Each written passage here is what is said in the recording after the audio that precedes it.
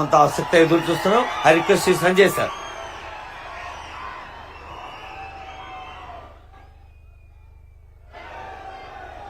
భారత్ మాతాకి.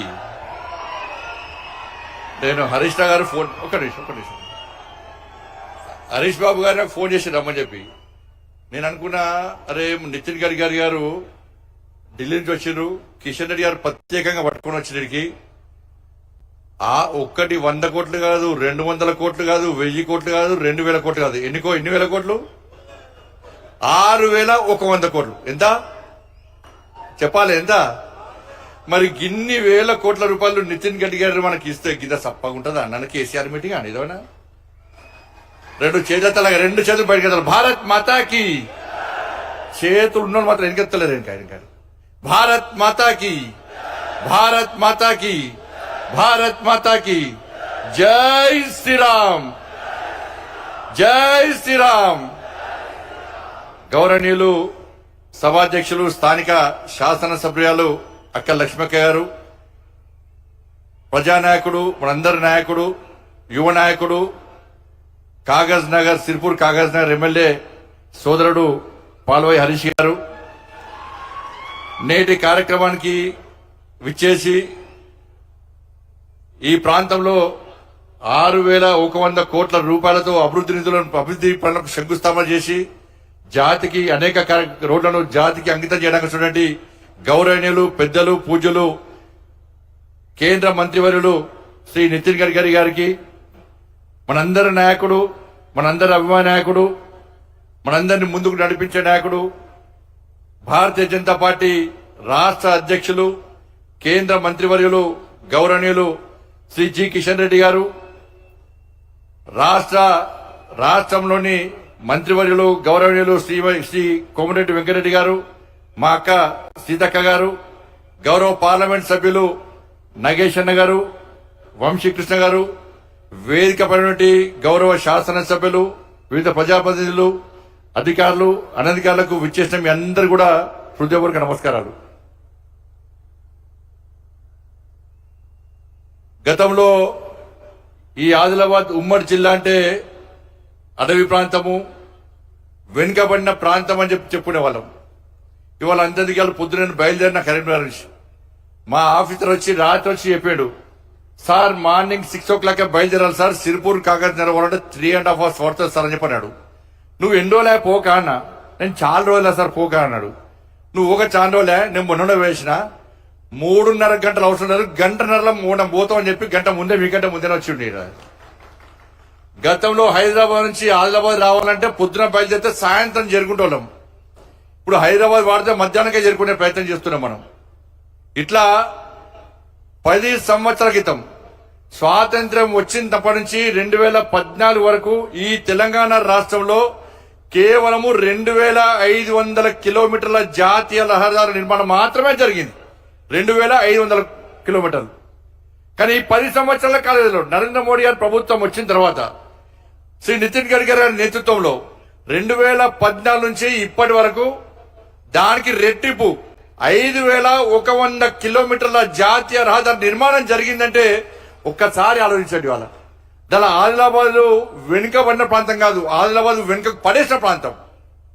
గతంలో పాలకులందరూ నిర్లక్ష్యం చేయడం వలన, గత ప్రభుత్వాలు పట్టించుకోకపోవడం వలన ఇలా ఆదిలాబాద్ ప్రాంతం ఉమ్మడి జిల్లా అంతా కూడా వెనుక పడేసింది తప్ప వాళ్ళ నరేంద్ర మోడీ గారి ప్రభుత్వం వచ్చిన తర్వాత ఆదిలాబాద్ వెనుక పడేసిన ప్రాంతం కాదు, వెనుకబడిన ప్రాంతం కాదు, ఇది కూడా అభివృద్ధి చెందుతున్న జిల్లా, అభివృద్ధి చెందాల్సిన జిల్లా అని చెప్పి వాళ్ళ అనేక కనెక్టివిటీస్, అనేక జాతీయ రహదారులు నిర్మాణం చేపడుతున్న ప్రభుత్వం నరేంద్ర మోడీ గారి ప్రభుత్వం. ఇవాళ 2014 నుంచి ఇప్పటి వరకు కూడా తెలంగాణ రాష్ట్ర అభివృద్ధికి నరేంద్ర మోడీ గారి ప్రభుత్వం అనేక రంగాలుగా సహకరిస్తున్నది. ఇవాళ కేవలం జాతీయ రహదారులకే 1,25,000 కోట్ల రూపాయలకి వచ్చిన ప్రభుత్వం నరేంద్ర మోడీ గారి ప్రభుత్వం. 1,25,000 కోట్లు. ఇలా రైల్వే అభివృద్ధి గాని, రైల్వే నిర్మాణాలు గాని, రైల్వే స్టేషన్ల అభివృద్ధి గాని 32,000 కోట్ల రూపాయలను ఖర్చు పెట్టే ప్రభుత్వం నరేంద్ర మోడీ ప్రభుత్వం తెలంగాణ రాష్ట్రానికి మాత్రమే. వాళ్ళ 1,50,000 కోట్లతో ఇలా వడ్లను కొనుగోలు చేస్తున్న ప్రభుత్వం నరేంద్ర మోడీ ప్రభుత్వం. ఇట్లా చెప్పుకుంటూ పోతే ఈ 10 సంవత్సరాల కాల వ్యవధిలో తెలంగాణ రాష్ట్రానికి నరేంద్ర మోడీ గారి ప్రభుత్వం ఖర్చు పెట్టింది ఎంత అంటే 12 లక్షల కోట్ల రూపాయల పైగా వాళ్ళ నరేంద్ర మోడీ గారి ప్రభుత్వం తెలంగాణ రాష్ట్ర అభివృద్ధి కోసం సంక్షేమ పథకాల కోసం ఖర్చు పెట్టిందనే విషయాన్ని మనం గుర్తుంచుకోవాల్సిన అవసరం ఉంది. కాబట్టి ఈ పరిస్థితుల్లో వాళ్ళ నితిన్ గడ్కరీ గారు ఒక మంచి మంత్రి, ఏ ఎంపీ అయినా ఏ ప్రజాప్రతినిధి అయినా కూడా వారి దగ్గర సార్ ఈ సమస్య ఉంది అంటే ఏ వ్యక్తి కూడా నారాజే బయటికి రారు.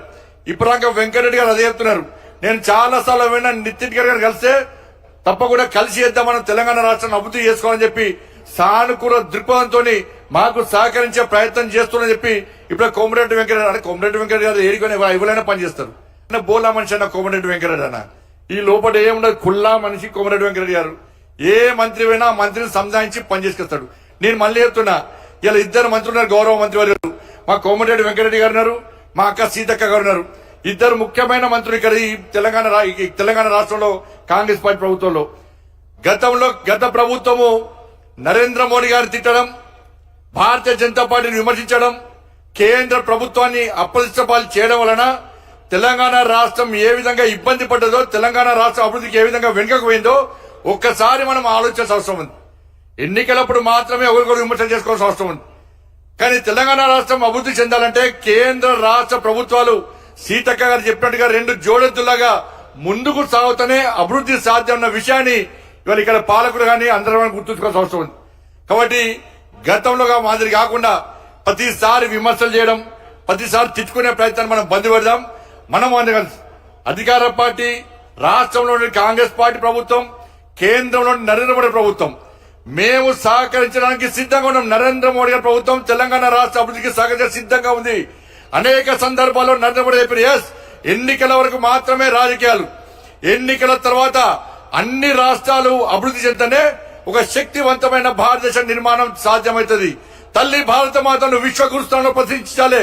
2047 వరకు ఈ భారత్ ను అఖండ భారత్ గా, అభివృద్ధి చెందిన భారత్ గా అగ్రదేశాల సరసన చేర్చాలని చెప్పి ఒక విశాల దృక్పథంతో, ఒక అంకురిత దీక్షతో ముందుకు సాగుతున్నటువంటి గొప్ప వ్యక్తి నరేంద్ర మోడీ గారు. కాబట్టి అది అభివృద్ధి సాధ్యం కావాలంటే ఈ దేశంలో ఉన్నటువంటి అన్ని రాష్ట్రాలు, అది బీజేపీ పాలిత రాష్ట్రమా, అది విపక్ష పార్టీ పాలిత రాష్ట్రమా కాదు, అన్ని రాష్ట్రాలు అభివృద్ధి చెందనే ఈ దేశం అభివృద్ధి చెందుతున్న విశ్వాసం, నమ్మకంతోని నరేంద్ర మోడీ గారి ప్రభుత్వం ఉంది. కాబట్టి ఈ తెలంగాణ రాష్ట్ర అభివృద్ధికి సహకరిస్తున్నాం, ఇంకా సహకరించి సిద్ధంగా ఉన్నాం. కాబట్టి మీరు మేము కలిసి ఇవాళ తెలంగాణ రాష్ట్రాన్ని ముందుకు తీసుకొచ్చిన బాధ్యత ఉందని చెప్పి భావిస్తూ తప్పకుండా రాబోయే రోజుల్లో కూడా నరేంద్ర మోడీ ప్రభుత్వం ఈ రాష్ట్రం సహకరిస్తామని చెప్పి ఈ సందర్భంగా విజ్ఞప్తి చేస్తూ, లాస్ట్ కు నా నియోజకవర్గానికి సంబంధించి మీకు సంబంధించి కూడా కోరిక కోరాల్సిన అవసరం ఉంది. మా వెంకటరెడ్డి గారికి కోరుతున్నాను, దయచేసి వెంకటరెడ్డి గారు, వెంకన్న అన్న ఇప్పుడే నితిన్ గడ్కరీ గారు ప్రామిస్ చేసిన ఒకటి, హైదరాబాద్ మంచిర్యాల వరకు రాజీవ్ రహదారి ఉండే, అది నాగపాము లేకుండా ఎటుపోతుందో తెలియదు. అది క్వాలిటీ లేకుండా పనులు చేసారు. దాన్ని గత ప్రభుత్వం కూడా, గత పాలకులు కూడా ఇది క్వాలిటీ లేకుండా పనిచేస్తున్నారని చెప్పి శాసనసభ కమిటీలు వేసారు, విచారణ కమిటీలు వేసారు. ఆ విచారణ కమిటీ 7 క్వాలిటీ లేకుండా పనిచేశారు. వాళ్ళ ప్రజలు ఇబ్బంది పడుతున్నారు.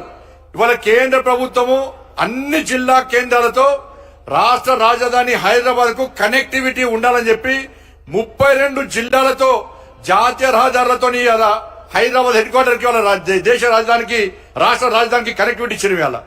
కాబట్టి హైదరాబాద్ నుంచి ఈ మంచిర్యాల వరకు రాజీవ్ రహదారి అవుతుందో అది గుంతలు పడి ఇబ్బంది పడే ప్రభావం ఉంది. కాబట్టి నేను కోమటిరెడ్డి వెంకటరెడ్డి గారికి విజ్ఞప్తి చేస్తున్నా, మీరు దయచేసి ముఖ్యమంత్రి గారితో మాట్లాడండి.